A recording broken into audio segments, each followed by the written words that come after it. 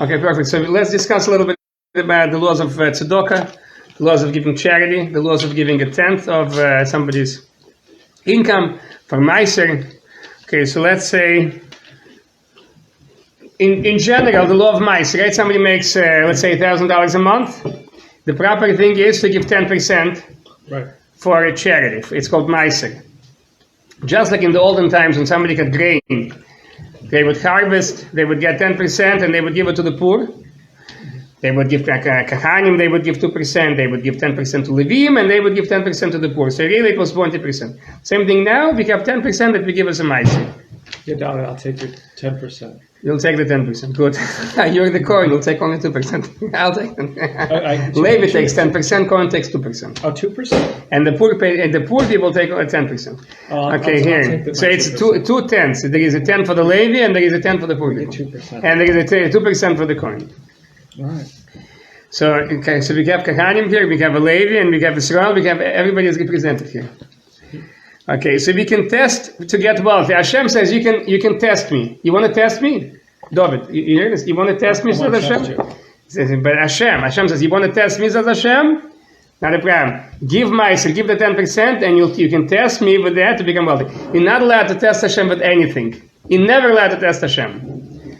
Hashem gives you a promise. You do this, you'll get long life. A lot of promises Hashem gives. You're not allowed to test Hashem. There is only one thing in which you're allowed to test Hashem, by giving the 10%. You give 10%, you become wealthy. But you're not allowed to test Hashem with that 10% on something else. Let's say somebody is sick. You say, oh, if he gets well, I'm giving 10% now that he should get well.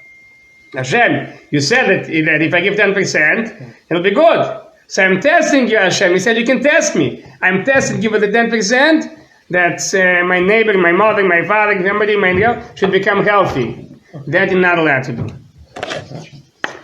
It's only by becoming wealthy. Now the question is, can you test Hashem by becoming wealthy on Meiser, on money? Because previously, David, we said that there was grain, right? People used to give harvest. They had a field, they had a lot of grain, right, and they gave 10%. So on that you're allowed to test Hashem. Who says you're allowed to test Hashem on money? Today we convert whatever it was with the grain, with the grapes and things like that, whatever it was then, with the harvest, we say today it's 10% of the money. Right. But who says you can test Hashem on the money? Maybe on the money you can. And that's why we see it's a machlokes. Sorry, I was ringing the doorbell, but it wasn't. Okay. And yes, that's me. Oh, perfect. He's moving it. Yes, I'm sorry. Sorry, I'm moving it. So we see it's a disagreement if you're allowed to test Hashem on Meiser. So Mishnah Chacham says that you can not test with money, but only with produce. That's Mishnah Chacham, and also Yavit says like that. Ramo, the Ashkenazi opinion, says you're allowed to test Hashem with money. Okay. Give 10% and get tested to see if you get water. Now, everything that we give for Hashem should be from the better things. Let's say I'm giving something to the poor people, I should give the better things. I'm not obligated, but I should. Let's say somebody's staying in my house, sleeping over, I should give him the best pillow, I should give him the best bed, I should give him the best food. I have a guest at my house, a poor man, let's say, he needs to eat, I should give him the best. I have salami in the refrigerator, give him salami. Don't give him leftovers that you don't want, give him the best. Not obligated, but it's a better thing to do. Right. Doing something for a shul. You're donating chairs for the shul. Don't give the chairs you don't want, the leftover in the garage, give them the best chairs. The best from your living room, give those chairs if you want to give.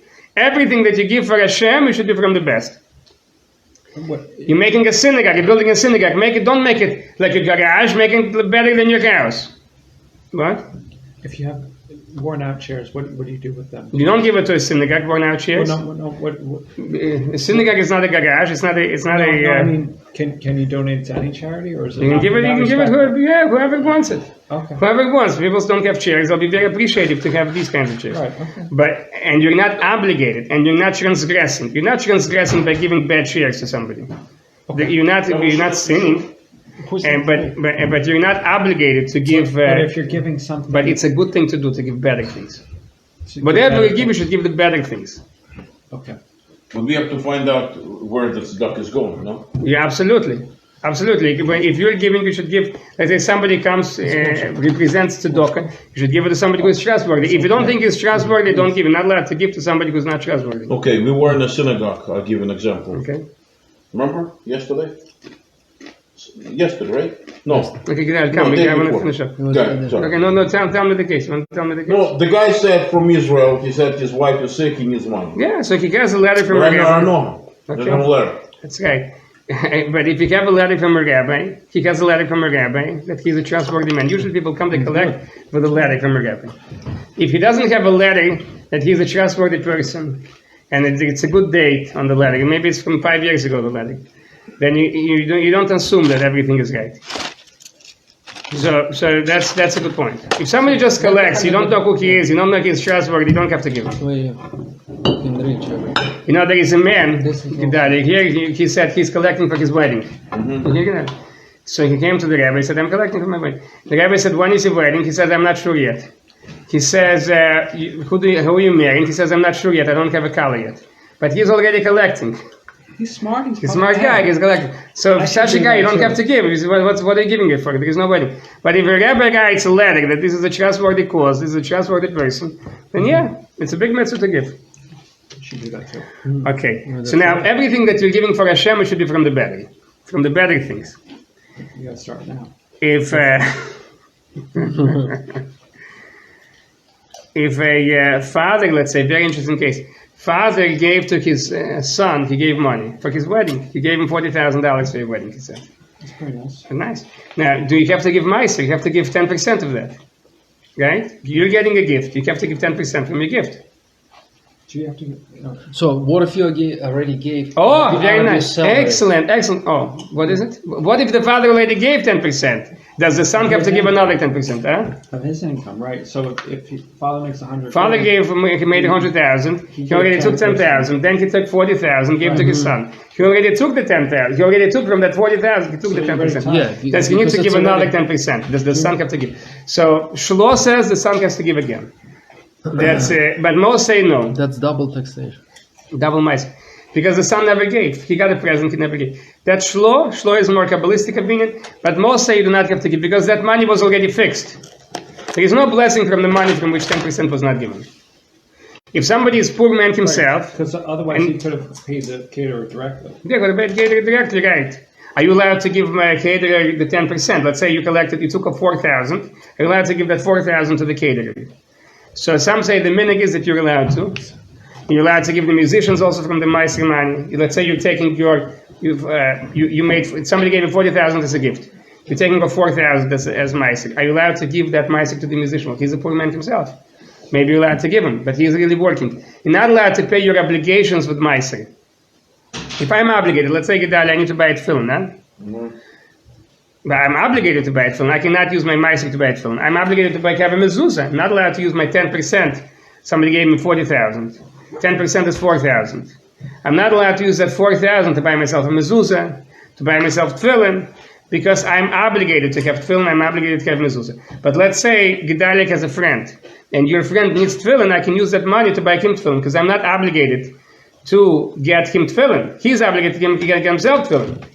He cannot get himself, he doesn't have money to buy himself tefillin. So I can use my meiser to get him tefillin if I cannot buy him tefillin without using meiser money, without using tzedakah money. If I have extra money, let's say I made 300,000, right? I put away 30,000 as tzedakah, as meiser. Now I'm left with 270,000, and my living expense is 100,000. So I have 170,000 left over in the bank. That's my leftover money, and 30,000 as meiser, as tzedakah money, charity money, right? Because I took off from 30. To give to the Cohens. No, not to the coin. Hold on. I was thinking about. I got $300,000 a year, right? Okay. You made 300,000. You put 10% away as your charity account. This is your charity account to give for charity. Somebody collects for medical expenses, you give them for that. Somebody collects for yeshiva, you give them for that. Somebody collects because he has no food, you give them for that. From your charity account, from the 30,000. Doesn't matter what, like, say your friend is building a house and he's short on money. Short on money, so that's not. I cannot use my charity to do that because it's not even a mitzvah. It's not a mitzvah. No, there is no mitzvah to build a house. But let's say they're building a mikveh. Mikveh is a mitzvah. Okay. So on that I can give my meiser. Now it's a disagreement. If I'm allowed to use my meiser money, the 10%, if I'm allowed to use it on a mitzvah altogether. Like we said, for tefillin, everybody agrees I'm not allowed to use my meiser for tefillin. Why? Because it's a mitzvah that I'm obligated to do. So if I'm obligated to do it, I cannot use my money for my mitzvah that I'm obligated to do. Everybody agrees. Now, if I'm not obligated to do the mitzvah, let's say I'm not obligated to buy Gedaliah's friend tefillin.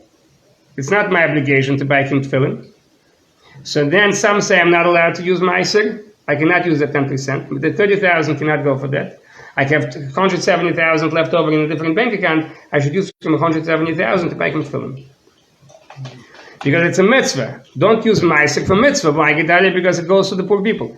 Meiser is for poor people. The 10% is for people who need food, people who need clothing, for the sick people who need medications, for yeshivas, for people to learn Torah, for a shul, for a synagogue, right? For that is the 30,000, the 10%. So a house wouldn't qualify. Does not qualify for in any consideration, unless the guy is a poor man and he himself needs money to eat. He put everything into construction, he's left with nothing, so then I'm giving him my money, not for his cows. What if your friend has a leaky roof and he needs... Yeah, that's a different story. If he has a leaky roof, then it's for his living expenses. He doesn't have money to fix his house, that's fine. That's okay? Fine, yeah.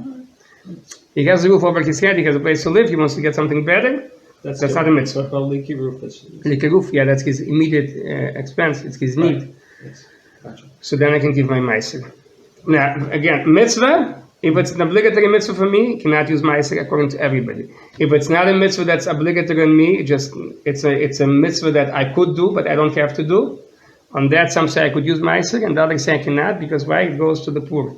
So it's already designated for the poor people, so I cannot use it for mitzvahs. Gotcha. But some say, no, I could use it because it's not an obligatory mitzvah for me. And therefore, Gedaliah's friend, Gedaliah, you have a friend who needs tefillin? No. But let's say Gedaliah would have a friend who needs tefillin, I could use my meiser to buy him tefillin. If I cannot use it, if I cannot buy his tefillin from any other money, I don't have any other. Let's say, Gedaliah, you have parents, let's say your parents need money. You hear? Yeah, I have to give them. You have to give the money. Now, but if you have money to give. But let's say you have no money, you can only meiser. You made the 300,000, let's say, Gedaliah, and you put away 30,000 in your charity account, right? And the other 270,000 you used up. That's your business. That's your living expense. 270,000 a year. Here, Gedaliah. Can you use your parents? Can you give your parents from the charity account? So if you don't have any other money to give, yes, you could.